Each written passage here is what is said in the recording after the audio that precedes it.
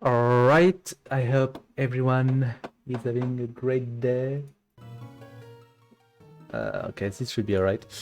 A little bit impromptu, but we're gonna restream a 4-way race between Martin, Nitros, Seceon, and Spara. This layout has been done in 15 minutes just before I started the stream, so don't judge too much. What's up, Fire?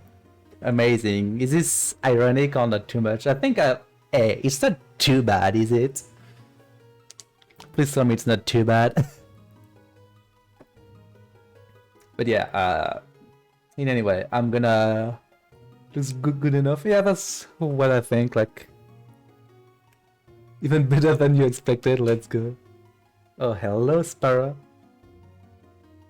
But yeah, in any way, I'm just gonna let the runner a few more, like maybe 1 more minute, see if anyone is gonna join me for commentary or not. And yeah, that's about it. Ooh, I'm gonna tell them that they can start. Okay, Seceon has already started his timer. Let's fucking go. You have to ready in Final Fantasy XIV. It's okay, Fire. I hope you're gonna enjoy the race. And don't forget to tell everybody and your grandma about that. It's going to be glorious. Alright, I'm gonna jump into VC to tell them they can start whenever, really.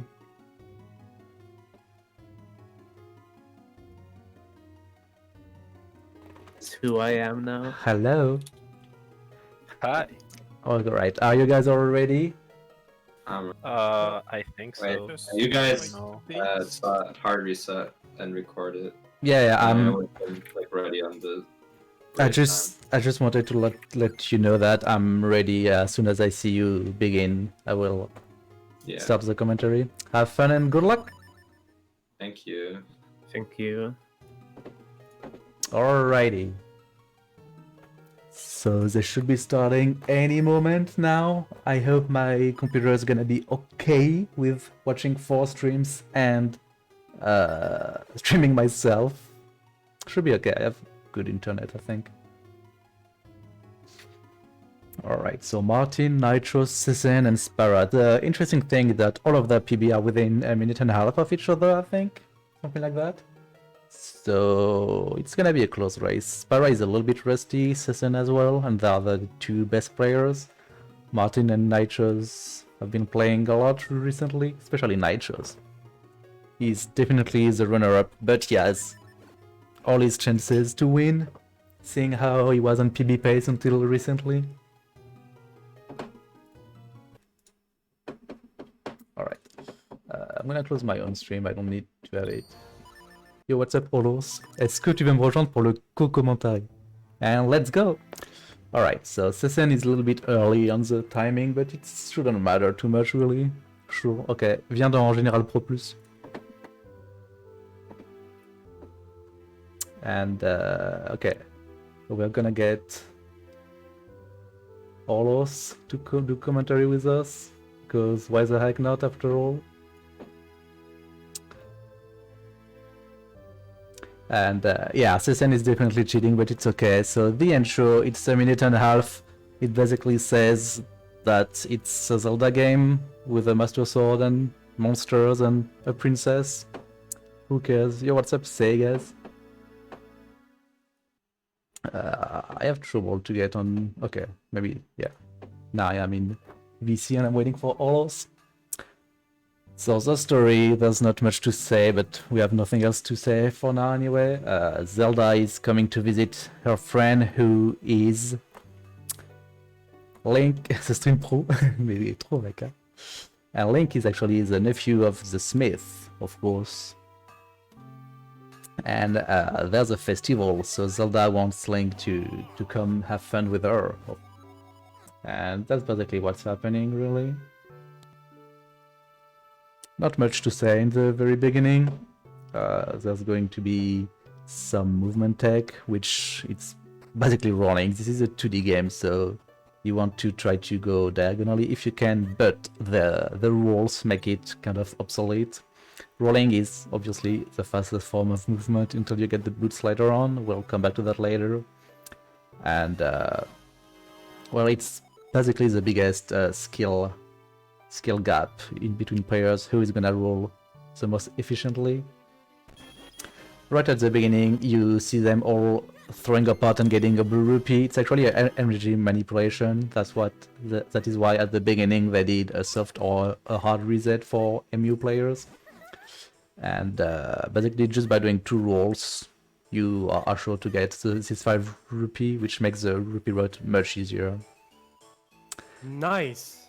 Yo, what's up, Aullos? How are you doing? So hyped up for this game I know so much about. You are? I mean, that's okay. You're going to be the candid head asking questions. I'm very candid. Of course you are. I'm the candidest. So this is the infamous festival. You just have to follow Zelda around. It's kind of boring, but it's just the intro. How are you feeling today, Aullos? I'm so freaking exhausted. Exhausted? It's okay. You're gonna relax for around an hour and a half. I'm gonna eat in my mic and you are all gonna Enjoy it. Let's go. Alright, so Zelda, who surprisingly enough is very lucky, won the game and decided to pick a small shield to gift to Link. And that's pretty lucky because, well, you just need it right after to get past this Deku screw-up that's harassing Zelda. Isn't it Zelda who's harassing the Deku scrub? I think that's a little bit of both, because yeah, this scrub was just here to do some business, but it cannot help to throw some balls at princesses. Yep. Okay, luckily enough, all of the 4 monte le son de Aullos. Okay. Luckily enough, all the 4 t'es déjà à 150 quoi, c'est quoi ce bordel? Hello Segas_14. Ouais, non, ça devrait être bon, à peu près. 1, 2, 3, mangeons dans les doigts. Là, comme ça. Yeah. Okay. So, yes, when they were rolling up and they went to the minister, they can actually soft lock if they roll at the same frame the cutscene starts. Luckily, none of that happened. And here we have. Do you know who this purple guy is, Aullos? A sword? No, the guy. Oh. It's the bad guy? Yeah, it's Vali.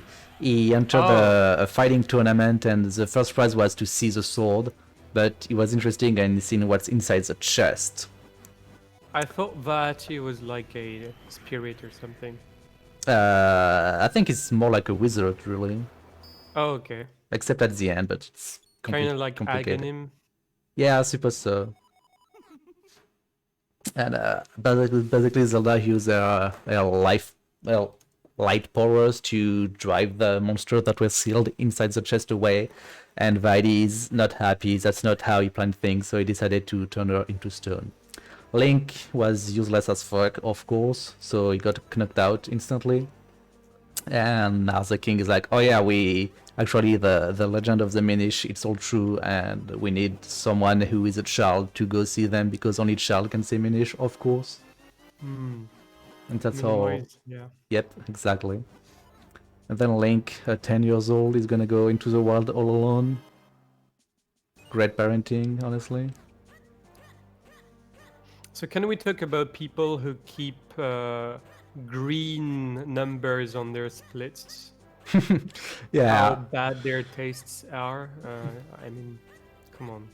I mean, there's only Seceon, right? I mean, Martin is orange, I suppose. Martin made an effort, you know, there's like a nice Did he? background. Yes, that's true. I mean, orange goes well with the blue, it's just like his layout doesn't fit that much with your layout on top of it. But, Yeah, that's true, I mean, but... Seceon like didn't make an effort at all. Like, come on. Truth be told, I made this layout in 15 minutes just before the race started. Yeah, what's up, Glyph? How bad Wii U Hello, looks? Glyph DX.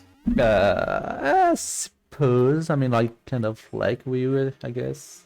But I'm used to it, and I got a very good capture card. I guess it depends what kind of capture card you get.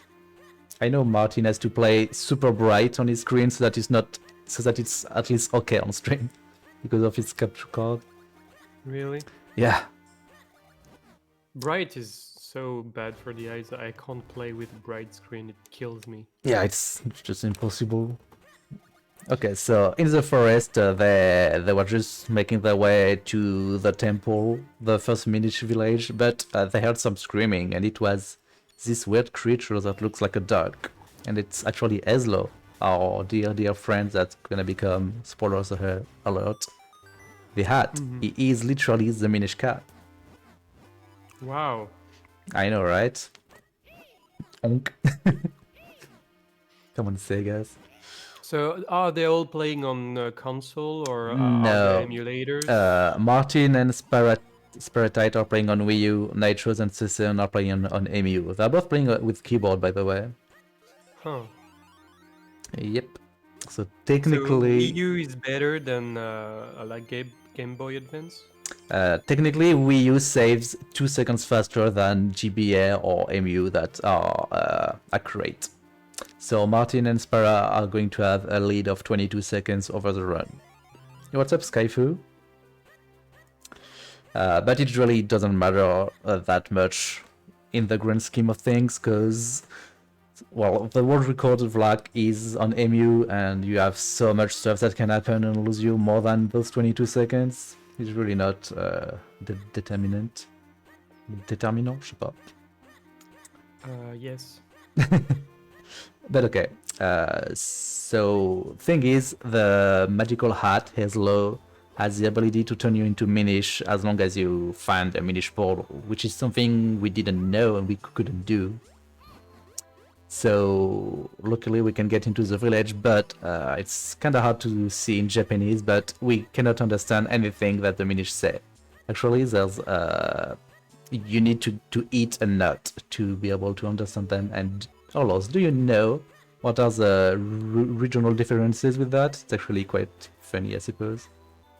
Dude, I don't know anything about this game. I know, but like you could be excited, like, oh no, tell me more, PK. You know what? No. La is a French determinant as well. That is true. It's a big determinant in Yeah. everybody's lives. So. That's true. In any way, But what is it about, PK? Okay. In Japanese, they changed the text from hiragana to katakana. In the European version, they just switched the sentences. Like if it was hello, it would be hole, and in the American version, it's just gibberish, just letters randomly, which is the less fun out of the three, if you ask me. Yeah, they didn't make much effort in that. Yeah. So nice to have a stream. You're welcome. This is completely impromptu, by the way. So just people from my Discord who decided to race, and I was like, hey, I could restream, and they were like, yeah, sure. And I'm here to eat. Yeah, and aullos is there because he's an opportunistic person and he has connections. I'm sure I can get some fame out of this. Yeah, I mean, how could you not? But okay. They entered the first dungeon, Deep Root Shrine, which is basically a tutorial dungeon. Ezlo is gonna talk to you a lot. He's gonna teach you how to open doors, how to pull levers, and so on. There's a small subtlety about that, is that every time Ezlo talks, you don't want to be rolling when you hit the trigger, because if you do, the game is going to, let's say, to lag for like a second and a half, and it's just better to stop your rolling and walk into it. Some small optimization that it's not too hard, but you need to know what those triggers are.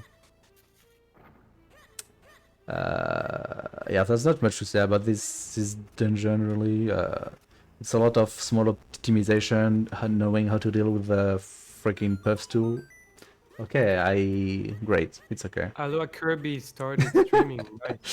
I'm capturing my windows, like... It's okay. So, what are like those guys on the leaderboard? What place are they? They are all pretty close to each other. Actually, their PBs are in between very low 143 to high 144. So there's like a minute and a half in between them, and they are all around like between 12th and 16th maybe. I would check, but if I mess up with my windows on my second monitor, the feed is Yeah. gonna cut. So And do you think their order on the leaderboard corresponds to their actual level? it's kind of hard to say. Martin has a lot more experience than the other three. Actually, I think Spara has been running for a while as well. Seceon is younger on the TMC speedrunning scene, and Nitro's literally started 2 weeks ago. But Yeah. Nitros has been grinding a lot, and he has a lot of experience with the other 2D Zeldas. So I really think it could be anyone's game.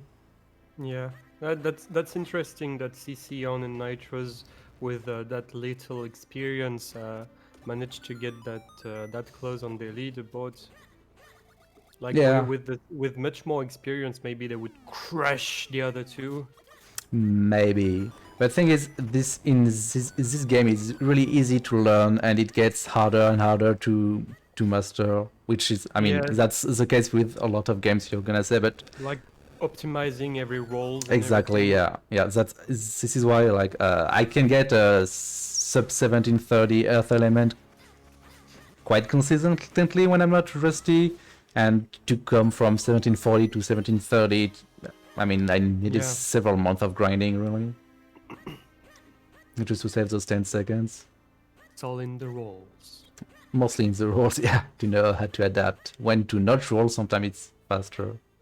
That's one thing I would have enjoyed having in one in of LA or the something. Link's Awakening games. Yeah, it's like a mechanic like this. Yes, That's why I like some movement FSA as tech. well. It's like the same thing. FSA is, yeah, huge on the movement mechanic.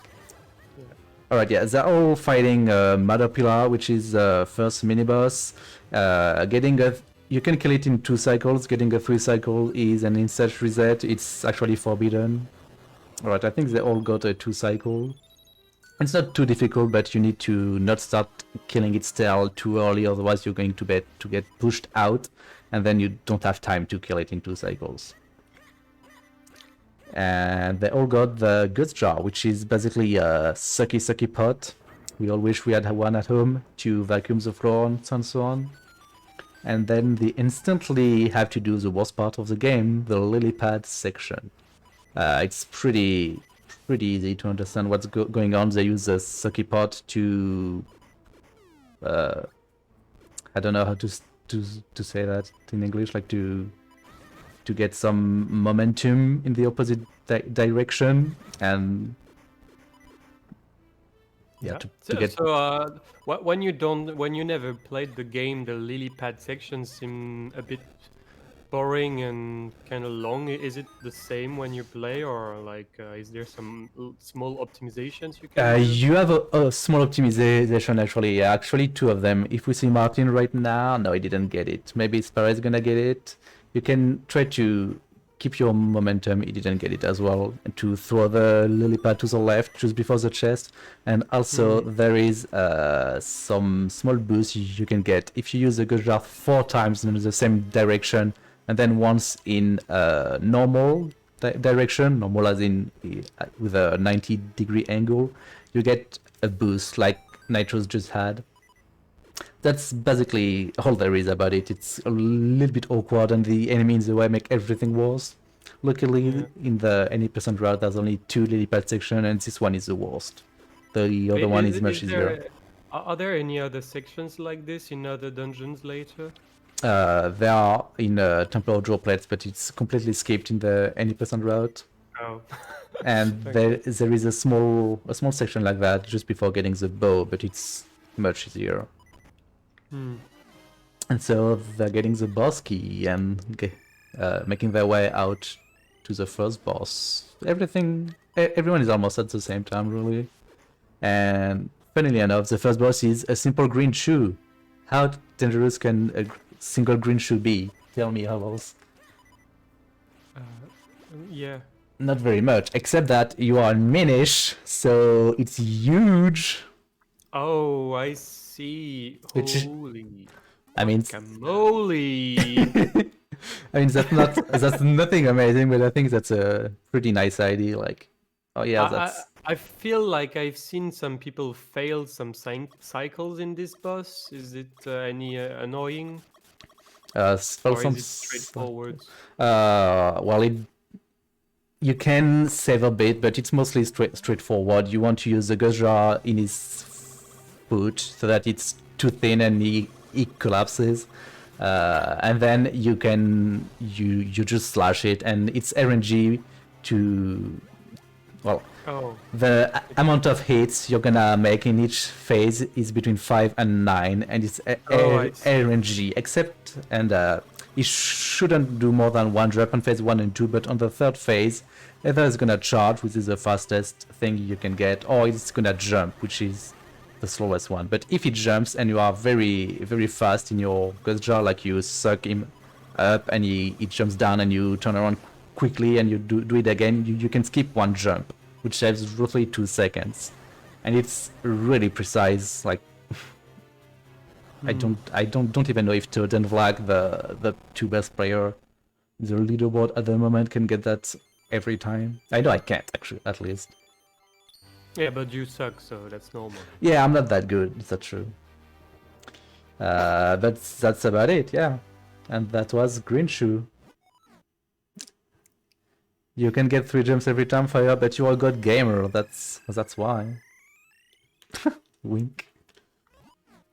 All right, so they got the earth element, and they go back to the Minish Elder. And by the way, if you look, well, it's too late for Seceon screen, but if you look at Nitro's screen, he had a banner with all 4 elements on his wall. That's a neat detail, I suppose. So yeah, I don't even know what are you supposed to collect in the temples. Spirits. Yeah, you're supposed to collect the 4 elements. This was the earth element, and then you're gonna collect the fire element, then the wind, and then the water element. So there are 4 dungeons in the game. There are 6.5. Okay.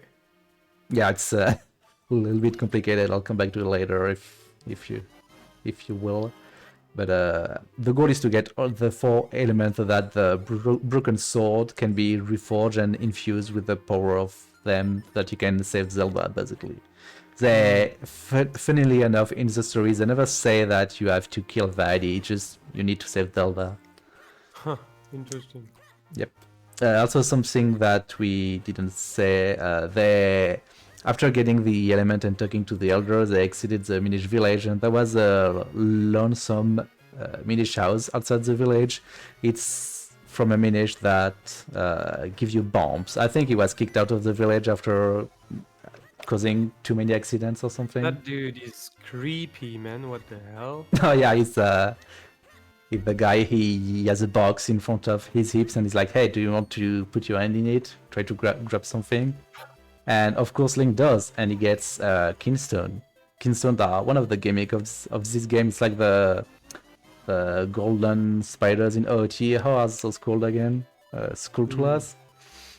Yeah. You can grab some Kinstone pretty much everywhere, in chests, in grass, killing enemies. Oh, so those things are okay. Yeah. I never understood why you would like collect so many of those.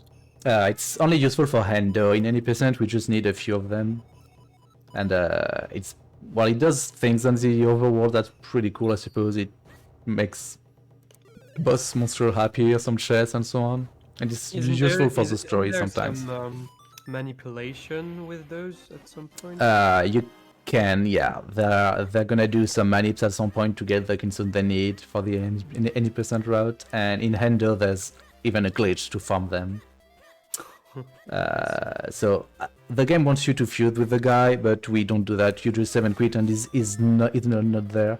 But doing that literally locks you out of doing Hendo. So we don't care in any percent, but in a casual playthrough, don't do that. And then they went to learn the spin attack, because you don't know how to spin in this game. I mean, you are like 10, so you go to a dojo to learn it. Then the guard lets you go, and there they just grab the bottle. One thing they did is, or tried to do, is a roll lift. Martin actually got it. If you place a bomb and you roll 2 frames later, so you place the bomb, next frame you go down, and next frame you roll, you're gonna make the bomb bump, and then it explodes 1 second earlier. It's nothing huge, but One it's... second? Yep. Damn, that is huge actually in a speedrun. Yeah, I mean, over like an hour and 40 minutes, it's not the most I mean, it big depends thing. how many bombs do you have to use and where you can use this technique. You can use it everywhere, but it's really worth it only in those spots where you have to wait anyway. Because like, if you look at those runners, they most likely prefer to drop the bomb, pick it up, and carry it until the very end. Because it's much safer. I mean, it's a frame perfect input. Yeah, well, lame. Yeah, kind of. Alright, and then they are arriving here and they get the radioactive water that's going to be useful for later. I mean, that's green. That you can tell me that's anything else. It's probably linked to Half-Life. Half-Life 3 confirmed. Wait, there are four runners. Half-Life 4 confirmed? I mean, maybe this is Half-Life 3 actually. Maybe. I mean, it was out on 2004. When was Half-Life 2? Dude, I have no clue. 2000 and something. Probably before that. But yeah, this is Mount Chronal. It's basically Death Mountain. It's really difficult, especially when you're beginning in the speedrun, because you only have 4 hearts and everything hurts, basically. So you're not supposed to be there, or is it just No. You are supposed to be there, but you already skipped like easily 5 or 6 quarter hearts, so you could have more health and you could have a bigger wallet. You could have the normal boomerang and so on. And there you see all of the players have the water equipped. If they spill it by accident, well, they have to go back to get the water back. So that usually never happens. That actually never happened to me, of course, like never in my life. I'll never hurt you, Glyph. I'll always give Everything hurts just like real life. That's... yeah. Right, so there we see them all grabbing the I don't even know how to call that, like the big seed. I don't know. A Link truly is strong because he can lift something that's like 20 times its size. Yeah, to be honest, well, that's a thing Nintendo does well, I guess, but like the play on the small version and everything, it's really well done in this game. Like when you're a Minish, you really have a sense of how small you are, because like droplets can hurt you and so on. Yep. It's actually really cool. Yep, it is. I mean, it's pretty obvious, but I mean, sometimes you just have to just say it again because it is well done. Like, yeah, that's even for today, sure. it's pretty cool.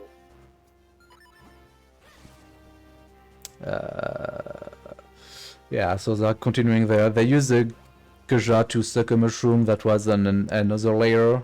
That's a small thing that is actually not a glitch. Just like grabbing the rooster from across the wall in season is not a glitch. And getting there into that cave, they pay 40 rupees to another Deku Scrub to get the grip rings that's gonna make them able to climb the mountain for real. I'm not sure what's happening to Seceon. I think he's missing money. What? Oh, damn. How? Are you supposed to get all the money on the way naturally, or are Yeah. there some Yeah. I'm not sure what he did. Because I think he just forgot it. Because you get 20 from the chest at the beginning, 5 from the manip, 15 from the fairy cave. You pay 20 for the bottle and 20 more after getting the green water. Alright, we just seen 2 of them and Sparat is able to finish climbing the mountain. This is the scariest part, because each rock can deal to you half a heart of damage and it's completely RNG. I say you on average get hit twice when you climb. And right after that you have to pull a mushroom to get a launch forward, and you have a Pihat and a Tektite, the 2 worst enemies that are going to ram into you. And right after that, they are on the section that you were talking about earlier with the droplets. And a little fun fact, I suppose, Ezlo tells you, oh, those droplets are going to hurt. They are going to deal more than a little bit of damage, and they actually deal a quarter heart of damage, which is the least amount I can do, so Ezreal is a fucking liar. And now the best part of the run, rock Well, pushing. Seceon was ahead at the start of the game, but now, damn, he's getting really screwed. Yeah, But I'm not At least sure now what his happened to him. picks are red, so it's way better. I knew you would say that. Oh yeah, that's the best section in the game where you push the rocks until for Yep. like an infinity amount of time.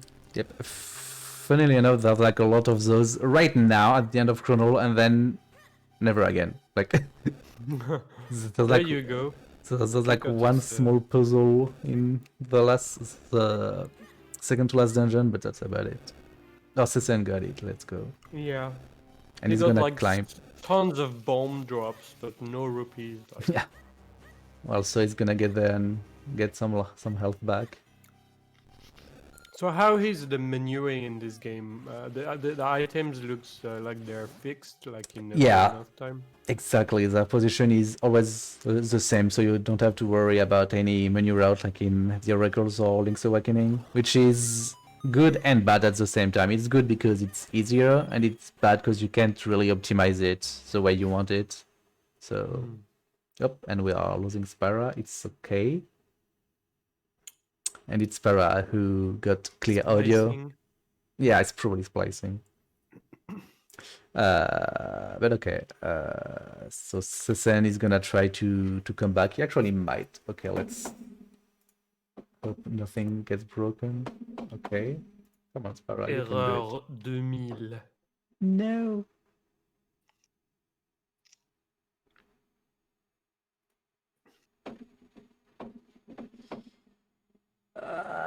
It's okay, I think. Okay, let's just. Spara, I think you're. Oh yeah. Okay, let's have some audio at the very least.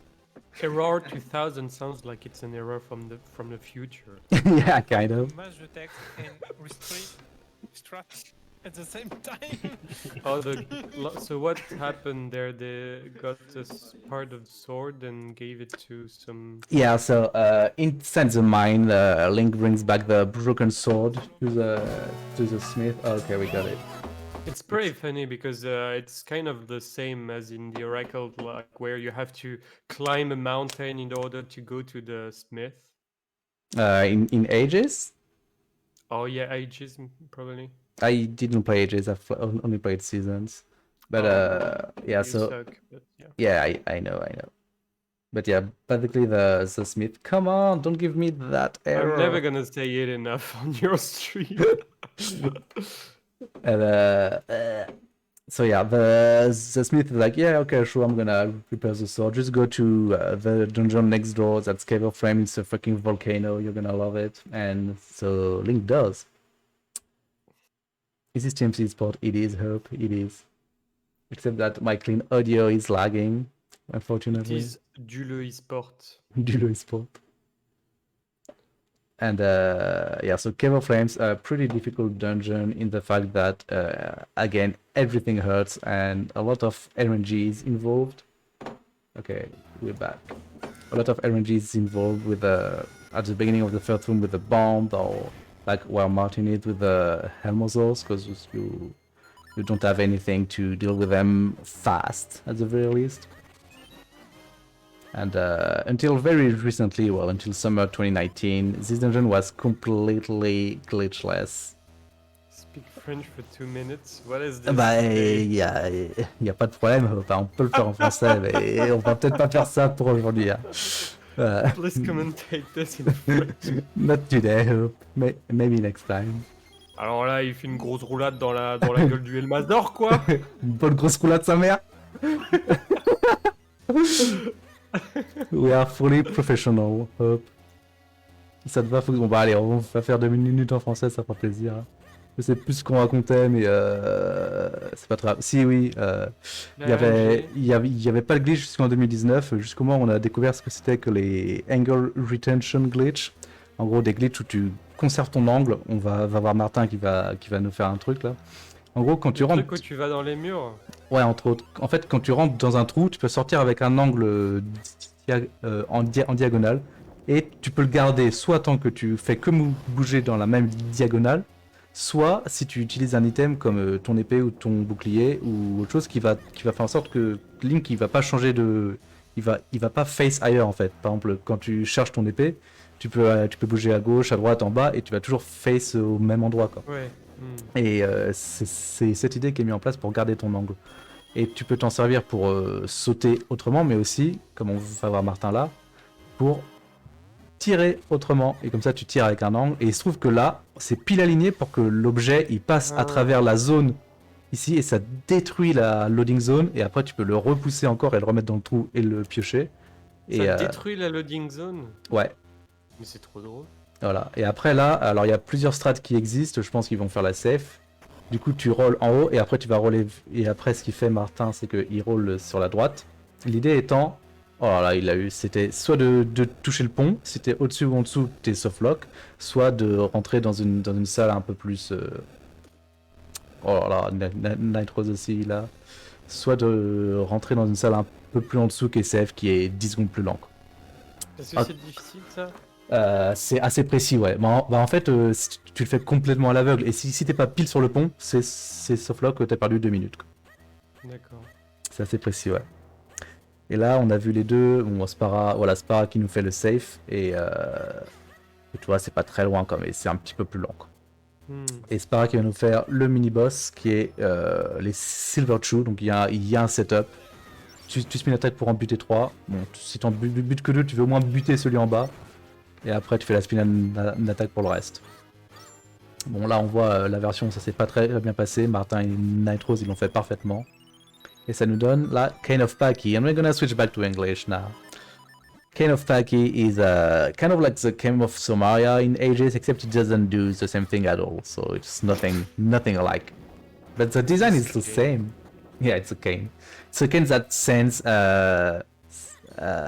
kinetic energy, I suppose. You can use it to flip object, and if you throw it inside a hole, when you jump inside this same hole, you're gonna get launched forward. Can it flip crepes? Yes, Nice. I can most definitely tell you it can. I should get one. Truly. And there, Nitros and Martin are doing another trick with angle retention, where they stick a ruler bite inside the wall and they pull the switch until it's inside the hole as well. And by grabbing it with a specific angle, you can damage boost and get to the second layer and get to the boss instantly. It's a pretty neat trick. It's way easier than the one that Seceon is about to do if you want to do the fast strat. It's a little bit awkward because if you move in a direction that's not diagonal for even one frame, you're gonna lose your diagonal angle, but it's not dangerous at all. And now we have Martin and Nitros fighting Glerock, the best boss. It's really straightforward, really easy to do, and really hard to save time over what's happening most of the time. You just use the cane to flip his shell, and then you whack his face until he dies. Usually 3 cycles. It's like 8, 8, and 5 hits. You can slash the fire as well, which is pretty useful. And the only thing you can really do. Well, doesn't it? Yeah, the fire drops as a high rate drop of hearts. And here we're gonna see Spara try to do, a quick shot at the beginning. It's not too difficult, but it's a little bit precise. And then it's basically just waiting for the lava level to go up and down after that. So much trouble to slash the fire for now, Skyfu. I really don't understand why. Like, I don't think you even need to mash that fast. So, well, of course, if you have any issue that stays after practice, feel free to ask in the Minish Cap Discord. People will be glad to help you out with that. But if you're just starting, it might just be some mashing issues. Or you can ask in the less official Minish Cap Discord as well. You could. Alright, but so we're gonna see Martin in the lead with a 36-40, then Nitros 43, so 3 seconds behind. Spara is gonna have a low 37, and Seceon, well, more like 38 or 9, but he lost a lot of time to getting rupees. There's also a small subtlety. Glirok's head falls faster when he's on the top than the other direction because of some weird 3D, I suppose. And so the Smith is really good because in only like 7 minutes he managed to reforge a sword, and it gives you the white sword. So before that you had the Smith sword, and this one deals I think twice as much damage. I'm not very sure. It doesn't really matter. You don't really kill any enemies in this game except for bosses and mini bosses, really. And now that you got this sword and 2 elements, you can already put their power into it. So Eslo tells you that there's a sanctuary somewhere where you can do that. And it's, I don't even remember how you know where to go casually. I think it tells you, oh yeah, it's probably near the castle or something. And as it appears at this point in the story, the castle is open. So the hardest part of the game, Nitro is doing 10 rolls to the right. I was a little bit too much to the right. If you do 10 good rolls, you end up just behind the wind crest, which so far is something we don't know what it is, but spoilers alert, it's gonna be used for fast travel with the Ocarina. What? Yep. Amazing. But Turning around at the right time and slashing. what if the physics behind it? You play the Ocarina and the bird come to pick you up. But how? It's a magic bird, okay? Okay. Alright, so it's this part is, in my opinion, one of the most boring with the intro. It's 10 minutes of just running around, watching cutscenes until you get the boots. You'll basically have to go there, put the elements into the sword, learn that they're the third and last gimmick in this game, I suppose, which is cloning. In some tiles you can have a shadow link, a clone of Link, that's mostly useful for a few fights and some puzzles. And a good way to lock the overworld, as we're gonna see right after that. And then they need the boots, and there's a small side quest where they have to wake up the shoemaker. But yeah, 10 minutes that you can't really, well, you can save a few seconds or lose some, but it's going to be the same most of the time. So when do you guys skip it? Skip the boots. I think, Skip the whole boring section. well, it's very difficult because this game, like the Oracle games, revolve around a lot of flags, and they're checked all the time, and it's really difficult to go around those.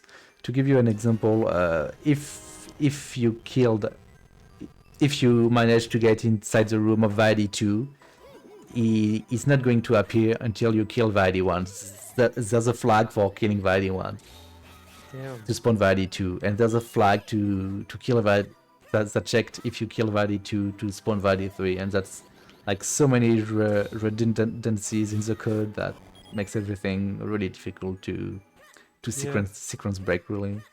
I mean, we're making fun of the devs when in games we can just go to the last level and the game is like, oh, you're here, so you must have everything. Yeah. I mean, when they finally do things well, like we're complaining as well. Yeah, I mean, I think it's a good thing that the game checks where you are and gives you the necessary tools so that if something weird happens in your casual playthrough, you're not locked. But for speedrunning, it's a little bit stupid indeed. Yeah, true. So Gotta find a Veran warp or something in the game, I guess. And duplicate roosters. Maybe, yeah. Voila. Okay, so Spara is having a little bit of trouble for this Moblins fight. Basically, after fusing the sword, Vaidi is like, hey, that's you that I've seen running around everywhere. And since Vadi is very, very confident, he's like, I'm not gonna fight you, I'm just gonna summon two moblins and it's gonna kill you, that's for sure. Except it doesn't. So Martin did the hope strat, I think, which is going up and then down and slashing them. Nitros tried to do the spin attack, which is like TAS only, but I don't know. That's Nitros for you. And he can kind of fail it, but not too much. And Spara had some issues with hope strat.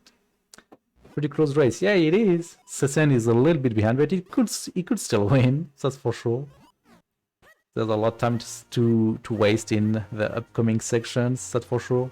Like the first third of the game until, let's say now, the first 40 minutes are, well, more like the first 35 until Fire Element really. It's at the same time very boring and very long, but it's not the hardest. Like it's a lot of movement and micro time saves. Which is why you're so bad at the start and better at the end. Yeah, exactly, because the end is about tricks and about, I don't know, damage control, as I like to say, especially the later boss fights. It's okay, can I do this fight fast or not, and reacting based on experience. Okay, let's see how Seceon gets the fight. Well, Spara has the next cutscene where Vadi teleports in front of the king and he does something to him. I'm not sure I can say what it is because there might be kids, but you hurt the king, I mean. Might make him PK gasm, I guess. Yeah, I think that's what's happening. And in Japanese it's hard to tell, of course, unless you are bilingual like I am. But the king is like, okay, you guys, you need to find the light force to me and bring it to me. You can go into people's home if you want. I don't give a shit on everything, which is kind of weird, but that's some orders. And right after that, you have probably seen them read a sign. That's actually one of the triggers to begin the Boots side quest. You can either do that or go in the swamp and drown, and then Ezra is like, maybe we need something to get through. But the sign should say, hey, don't forget your Pegasus boots. So that works out well. And but entering the shoe shop, the guy, who is called Rem, by the way, falls asleep, and you have to find something to wake him up. It's not like you have bombs and sword and some stuff. Just your hand, really, like. Yeah, like anything. No. You have to get a magic mushroom that witch sells, and or maybe Link is too shy to give him a kiss on the lips. Yeah, maybe he is. Honestly, I mean, 10 years old, it's pretty big deal. Probably his first kiss. So. Yeah, and the guy is like maybe 40, so maybe you don't want your shoemaker to go to jail just yet. Whoopsie. I mean, it's Japan, it's okay. True. But yeah, so you have to go to the witch hut to pay 60 rupees, and that's the very last rupees you need. You just need like 20, 40, and 60 rupees for the whole any person route. And on the way, you have to go through the London ranch, but those morons, they locked themselves out. And when it turns your kid is like, hey, I found your keys. Do you say, hey, thank you, bro, you can come home for dinner whenever you want? Or do you call the cops? Well, of course, they are just happy to get their key back, I suppose. And everybody makes progress towards the witch hut. Something I didn't mention is that after talking to the Minish in front of the shoemaker, there's a first difference between MU and Wii U. On Wii U, you want to save and quit because it's faster by like 1 second to do that, basically. And on MU, you want to exit by feet.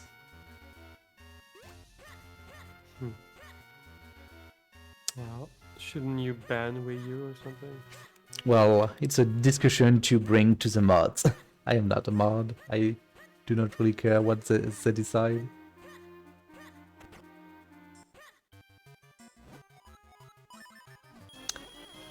And alright, so Nitros and Martin are getting the boots. Spara is gonna follow in like 30 seconds, and Seceon in like a minute and a half maybe. And now the fun begins. The boots is obviously the fastest form of movement, except when you have very short travel to do. Basically, the rule of thumb is if you have to do 3 rolls, do the 3 rolls. If you have to do more than that, use your boots, because there's a small time before they activate, kind of thing. And if it's less than a roll, just walk. So what kind of boots is it? Is it like a Link to the Past style? I guess so, yeah. Well, a little bit more powerful because you can have a diagonal movement. I don't think that's possible in Link to the Past. No, that's not yet. Alright, first Darknut fight, Martin and Nitros both get a charge. That's RNG, Nitros kind of... Okay. Well, it's not too bad, but he lost some time. The goal is to kill the Darknut and open the chest before the door opens. So that, well, you save some frames, basically. And this whole section is a little bit scary. You only have 5 hearts and you want to have at least a heart and a half after the bow, because they're gonna do an RNG manip. And if you have 2 little hearts, the drops table change, so you won't get what you want, which are kinstones, green kinstones. And they all have pretty good health, but the moblins on the way, if you touch the tip of their spear, you're gonna lose a full heart. And another charge, my god. This race is blessed.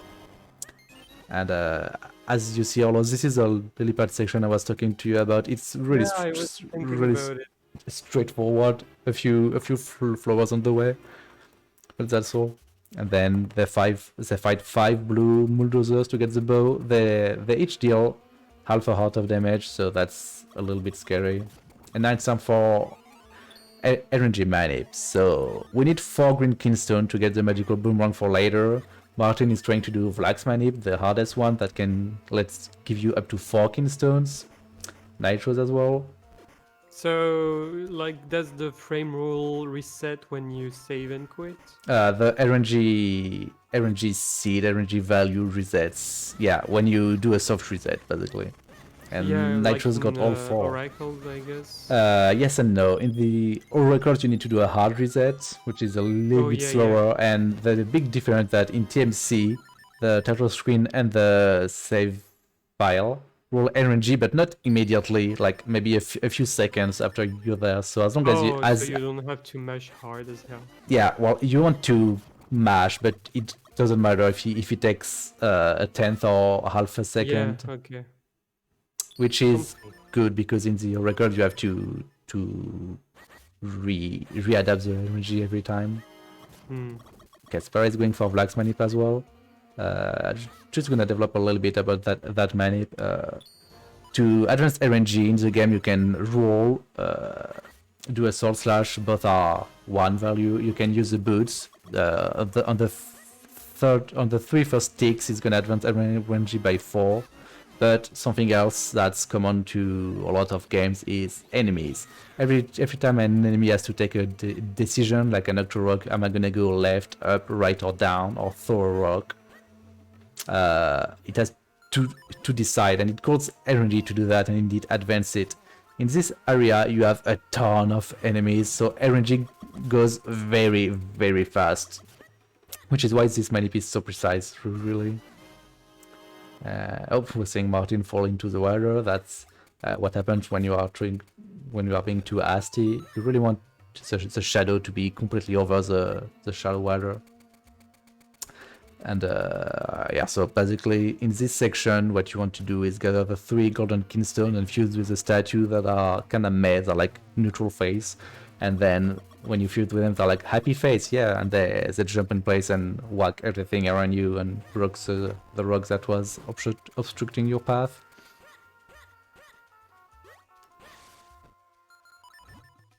And that's about it. Do you have any question, aullos? What do you think of the run so far? Boring. Oh yeah? Why is it boring? Not enough Because glitches? I'm way too tired to enjoy anything. You're way too tired, yeah, I suppose. Alright, Seceon with the manip. Do you think either Seceon or Spara are gonna be able to come back? Yeah, I would say it's mostly up to Martin and Nitros to let them come back or not, really. Even if, like, Spara is not that far away, but for Seceon, it's gonna be up to him playing well and the other making a mistake. Yeah. I mean, there are plenty mistakes to make later on. right? Yeah, especially in the next dungeon coming up really soon. They're Oh. heading to Fortress of Winds. Sorry? Missing the Spara is like trying to To go too fast? together like a green Kingston with the Yeah. yellow one. Like, hasn't he played the game for babies where you have to shoot the cube? Come on. Yeah. I kind of like the statues where there are stairs on them and you can just climb into them. Oh yeah, the Amos. It's actually an Amos, yeah.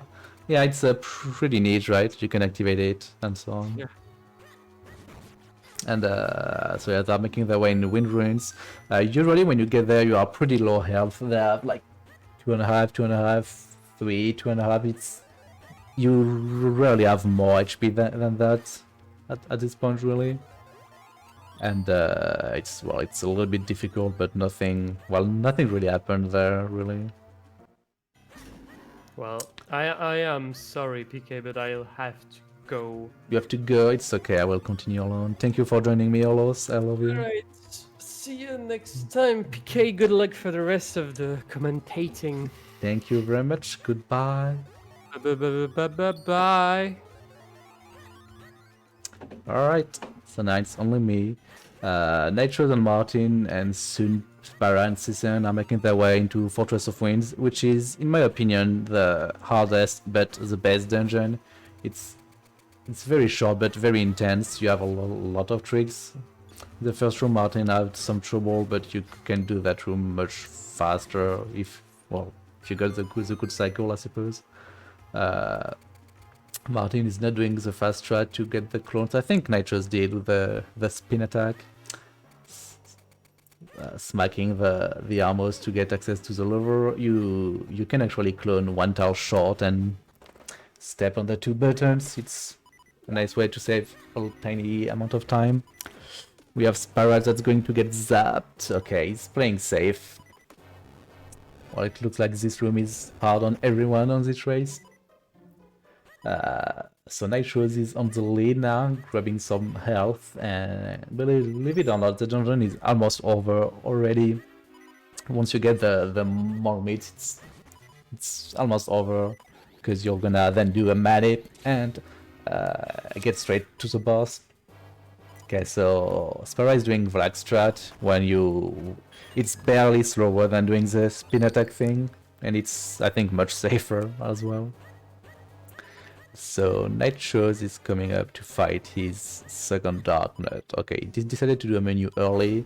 That's okay. I mean, I wouldn't have, but it's safer this way. And he got a green skin stone, which that he doesn't need since he already got all 4. More health and bombs, and he's gonna get the more meats right now. Martin is gonna get to the Dark Knight fight as well. Okay, boots into the top. Don't do that, Martin. See, there Martin waits to see what the Dark Knight does and then equips some sword and bombs. And okay, Nitros is going to do armors clip. So it's basically a RNG manipulation to get one of the armors in the room with a portal to move a certain way so that it can push you inside a block. And then, well, it basically saves only 8 seconds, but it's, I mean, we take everything that we can. And oh, Seceon is doing the strat, and he gets it. Let's go. The spin attack cloning to kill the armors. Very nice. It looks like Nitros failed armors clip. Okay, it's a shame, but it's not the end of the world. Spara is getting a charge on the Dark Knight. Good RNG on his part. While Martin is attempting to do armor clip himself. I'm not sure if he needs it to get the last skin stone or not. I think he only got 3. We'll see how it goes for him. And now Nitros is doing what we call portal items. So if you are pushing against a portal and you use an item and you release everything, you can jump on the portal and use the item again. He did that with the Molmate so that he was a little bit higher, and by placing a bomb and jumping outside of the portal up, he got boosted. It's a 4, sometimes 5 frame trick, and he actually managed to get on the wall on the second layer to go directly to the boss, to Mazal. It looks like Martin fell armor slip, and since he resetted the game, it looks like he really needs it. Yeah, he's not gonna get it again. Oh no, Martin. Mazal, so it's pretty straightforward. You use the item, you just get the bow, the Molmits, and the sword, of course. Oh, SparatiteZ is actually getting the armor slip, and he's gonna get the manip to get the GP he needed, the last Kinstone. And he's gonna do what item it's himself. So let's go. Meets some pose buffers. You cannot really buffer a pose out of pose, so you have to mash it. And he get his first try. Let's go. Very important, you have to jump down of the door before entering inside the boss room, otherwise you're gonna softlock the game. And now well, Nitros is still in the lead, followed by SparatiteZ is 7 quitting. He's doing his own armor slip, I think. Yep, he is. And okay, Nitros actually got the bootstrap for the third phase, I think. I'm not so sure. And well, something to note about those pillars inside Mazal, they are completely RNG, but they cannot be at the same spot twice in a row. And on phase 2 and 3, of course, there's some sand inside Mazal's head, so you have to use the mates that you just got in this dungeon. And Nitros is done with Fortress of Wind. He's gonna get the wind element in slightly under 59 minutes. 58-59, let's go. Very good time. And it's actually not the element, it's the ocarina, because well, on the small, I don't know how to call that, mosaic maybe, the stele, it was written that the people of the wind took the element with them, and they are leaving the ocarina to help you get to them if needed. Yep, Seceon is now actually ahead of Martin. And the ocarina is supposed to be simply a tool to fast travel, but in the end it's much more than that, thanks to a little trick we call the ocarina glitch. I'll come back to it like in a minute, because right now, after getting this, it's time for some side quests. It's time for magical boomerang. It's not necessary to beat the game at all, but it's used in the 90% route to skip flippers. Back until 2016, I think, you needed the flippers to complete the game, but not anymore. And what unlocked all of that is actually some tricks with the magical boomerang. That's gonna happen in Temple of Droplets and maybe in Palace of Winds.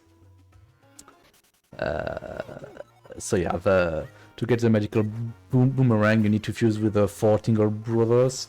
So you go to the first one, the one that SparatiteZ is actually fusing with, and by simply talking to him, you're gonna make the other 3 appear. You can go a little bit faster, like calling the ocarina before talking to him and talking to him during the travel time, but it's very risky, because if you don't do it right, you're gonna come to the spot for the second and no one's gonna be there. And well, that's exactly what happened to Nitros, it seems. He tried to go too fast. God damn it, Nitros. But yeah, each of those 4 fusions are gonna open a path in a tree that's gonna let you come and activate a switch and basically get the magical boomerang. Here they fuse also with the stranger, the guy that I call Indian guy, because, I don't know, looks like an Indian, I suppose. And that's gonna be useful later to get to Palace of Winds. Right now they are headed to Temple of Droplets, so water weather dungeon, of course. And well, there's not much to say right now, so I'm going to explain a little bit the Ocarina glitches. I'm not an expert, so if I'm saying, well, I'm gonna try to explain them as simply as possible. You can play the Ocarina at the same frame you enter some loading zones, either a staircase or a house, for example.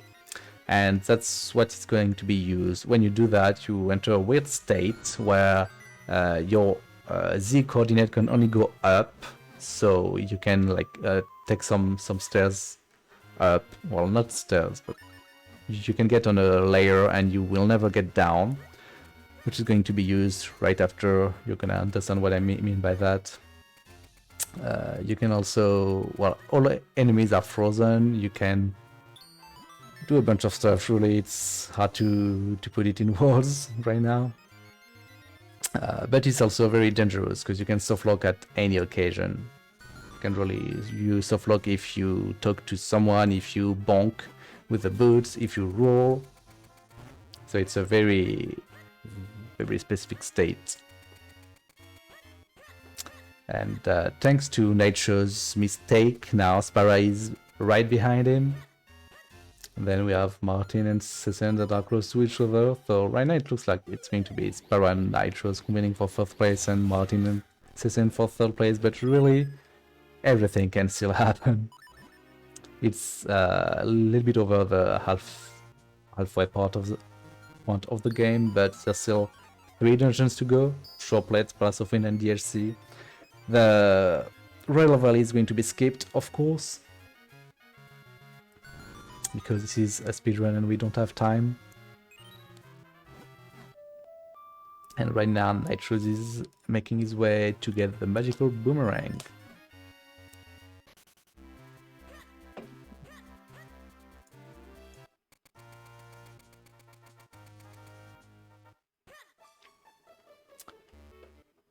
I guess I can anticipate a little bit to get to Temple of Droplet, since nobody is gonna get the flippers. They're gonna do what we call Lakehouse OG, Lakehouse Ocarina glitch. The first step is to get the door open, and for that there's a setup that was found by Yadra, where well, that's a setup, you're gonna see it, and the idea is to open the door and die the frame right after that, or the same frame maybe. I'm not sure of the specifics. And by doing this, you can then do an Ocarina glitch on this door. The setup is you roll into it, but you remain neutral during the travel time of the roll, and then you go up and Ocarina the frame right after. You are in Ocarina glitch. So let's go. Nitros. Bomb and boots at the same frame. Bonk, roll, throw an arrow up, and the door is open. And there, Nitros is doing what we call Ocarina glitch modern, which is a way that was invented by Darky, a famous French keyboard player, because doing the normal OG was very difficult to him, which is just go up and Ocarina. The idea of modern is that if you go with a diagonal direction, so in this case up and right, and you switch to up for like just 1 frame, you're never gonna enter the loading zone. It's very powerful to not stairwalk or to not enter this house specifically. I didn't pay attention to what Spara did, but it looks like he got it on the first try as well, which is very cool. And now they're up in Temple of Droplets, which is actually a Minish portal on itself, so during this dungeon everybody's a Minish. And so why can they run on water? Well, that's because after getting the Ocarina glitch in the house, they can use the boots, and they actually go over some stairs like we see in Nitro screen right there, those kind of stairs, to go up, and then they stay up. So the game things are on layer 2, and they can just, well, they don't interact with anything that's on layer 1 really. And this dungeon, Top of Droplets, is well, it looks like Seceon failed Lake House, which is unfortunate. and Martin is gonna do it himself. Martin's actually doing something different. He does slow buffering because he has trouble to do the normal way. Basically, what's the normal way? The most common way, I suppose.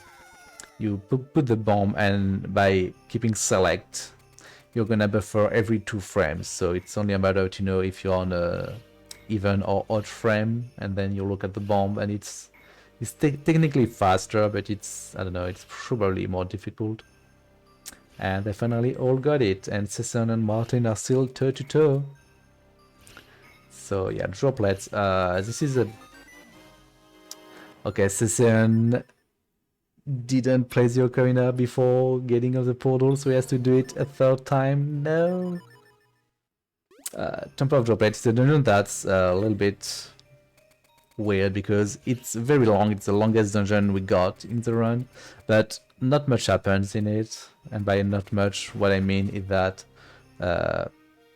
you get in, you get a small key and the boss key, and then you do a bunch of glitches. You get to the right and then left lever, and you go fight the mini boss on the boss, and that's all.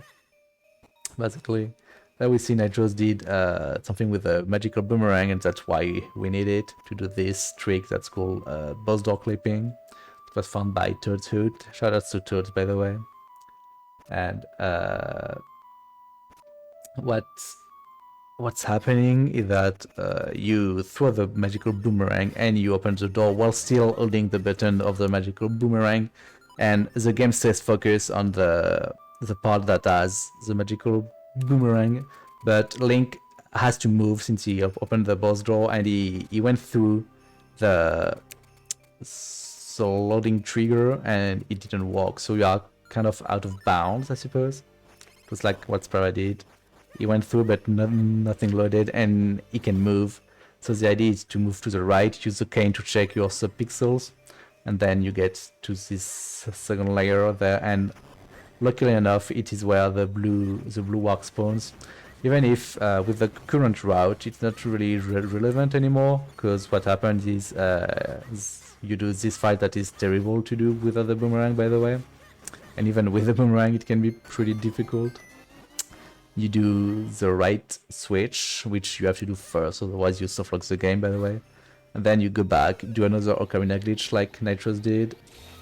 You take advantage of the second layer, cancel the ocarina here, shadows to fire, so that you can see the Mother Pillar for longer. And you just get to the second switch already, and you can go fight Octo but at this point, really, but you should not, because you don't have the tools necessary. You don't have the lantern, mostly. Here we see Martin trying to get the subpixels. Is he gonna get them? Yeah, that was decently fast, I suppose. Okay, Sparat with the OG, and Sparat and Nitros are done with glitches in this dungeon. Now, all that left for them is the mini boss fight and the boss fight that is manipped. You know whether they're gonna to do the OG there? Yeah, ask about OG Modern in the Discord. Some people might be able to explain it to you a little bit better. What I do with on Wii U is I use the stick for it. It's very weird. You have to what's happening to Nitros? Why is it not doing anything? It's a little bit weird. You have to get used to it and mess around with it, basically. Okay, I think he had some issue because he didn't match the text. But yeah, so opening the 2 switches makes the element melt. Well, the ice around the element melt. But then the big Octo that was trapped as well is back to life as well, and he actually sucks in the element, and well, it basically means you have to defeat it. But as I said before that, they need to get the lantern, and it appears to be in this room, and well, there's a weird mini boss that's gonna happen, and there everybody gets flashbacks of the first dungeon, and that's exactly what's gonna happen we're gonna fight Blue Chew this time. It's stronger version of Green Chew. It's basically the same boss, except that when he has some electricity around him, he cannot be damaged in any way, so no Goja and no sword. It's a little bit RNG, but it's mostly cycles. You need to know how long the electricity phase is gonna stay and optimize your sucking, basically.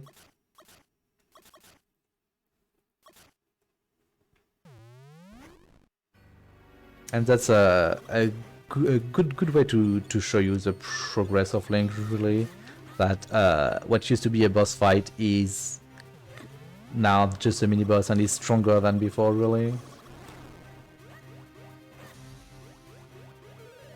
Even if we could also say that Capcom was kind of lazy to use the same assets twice, and yeah, I mean, that's understandable. So contrary to Green Chew, with Blue Chew you want him to do the jumping on the third phase because it's much easier to get ready to suck him optimally.